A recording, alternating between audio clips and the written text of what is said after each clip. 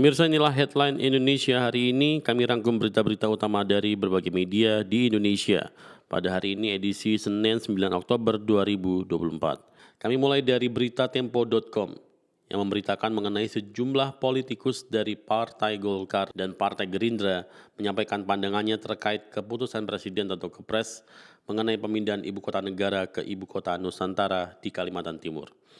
Presiden Joko Widodo yang lebih dikenal sebagai Jokowi menyatakan bahwa Kepres mengenai pemindahan ibu kota seharusnya ditandatangani oleh Presiden terpilih Prabowo Subianto.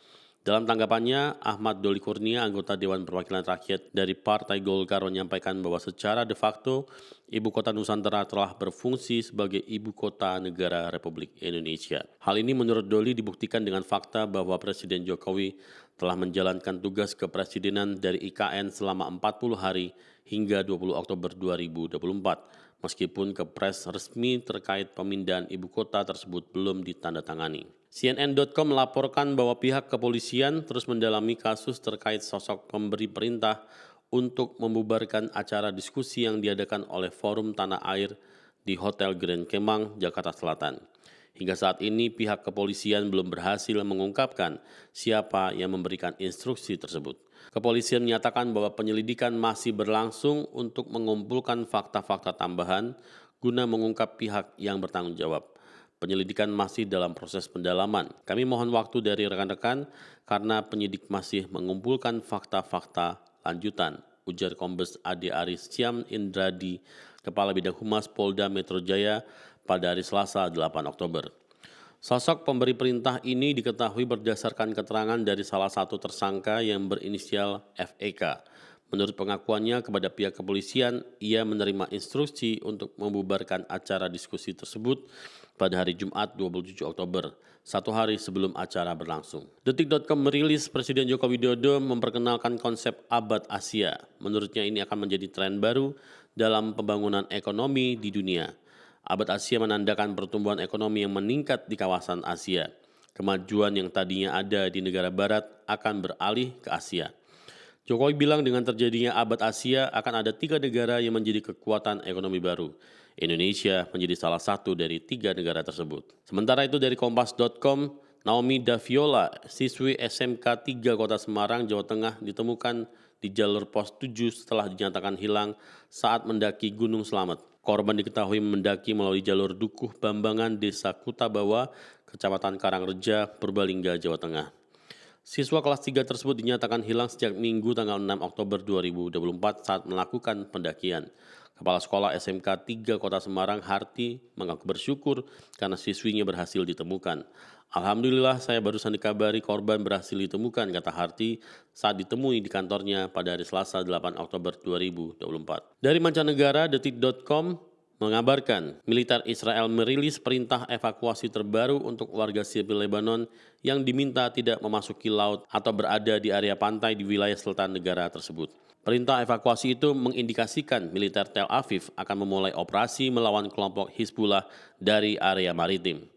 Juru bicara Angkatan Bersenjata Israel atau IDF khusus bahasa Arab, Kolonel Avichai Adrai, seperti dilansir The Times of Israel and The National, pada hari Selasa 8 Oktober 2024 mengumumkan perintah evakuasi terbaru itu pada hari Senin 7 Oktober malam waktu setempat. Perintah evakuasi itu meminta warga sipil Lebanon untuk menjauhi tepi pantai dan laut yang membentang sepanjang 60 km di sepanjang Laut Mediterania. Selanjutnya, menurut laporan yang dilansir oleh Kompas.com, Amerika Serikat dikabarkan telah mengeluarkan dana sebesar 22,76 miliar dolar Amerika Serikat atau sebesar sekitar 357 triliun rupiah untuk mendukung perang Israel di Gaza serta operasi melawan Houthi di Yaman. Berdasarkan laporan dari Watson Institute Brown University, bantuan militer yang diberikan oleh Amerika Serikat kepada Israel sejak dimulainya perang di Gaza pada Oktober 2023 mencapai 17,9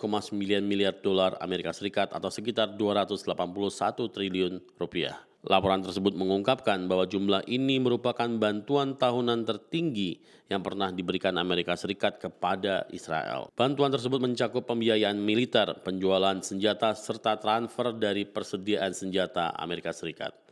Laporan ini merupakan bagian dari proyek Cost of War yang diterbitkan oleh Watson Institute Brown University dan dikutip oleh Al Jazeera pada hari Senin tanggal 7 Oktober 2024. Dilansir oleh Tempo.com, Kepala Badan Gizi Nasional Dadan Hindayana menyampaikan bahwa Presiden terpilih Prabowo Subianto berencana untuk mengalokasikan anggaran besar dalam program penyediaan makanan bergizi gratis.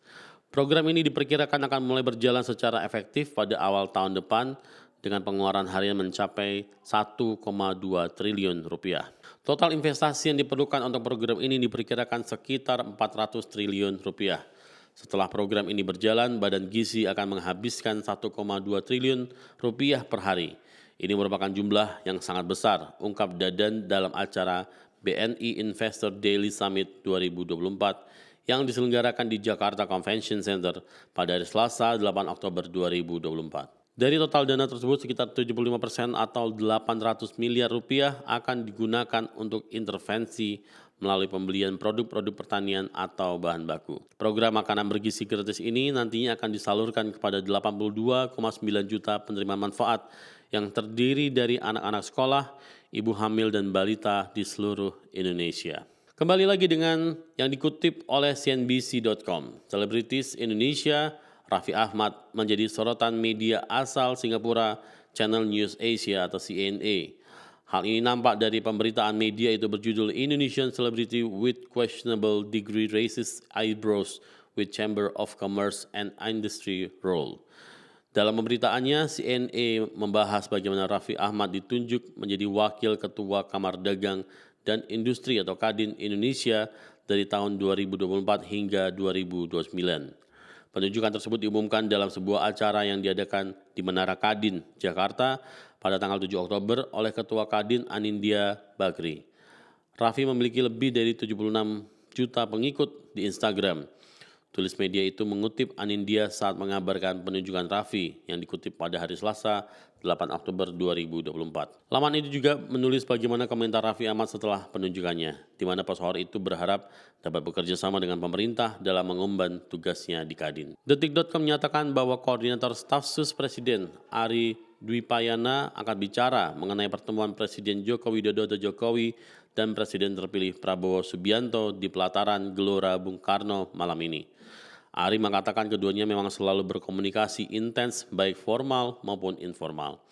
Presiden Jokowi selalu menjalin komunikasi yang erat dan intens dengan Presiden terpilih di setiap kesempatan, baik dalam forum-forum formal maupun pertemuan informal, kata Ari kepada wartawan pada hari Selasa 8 Oktober 2024.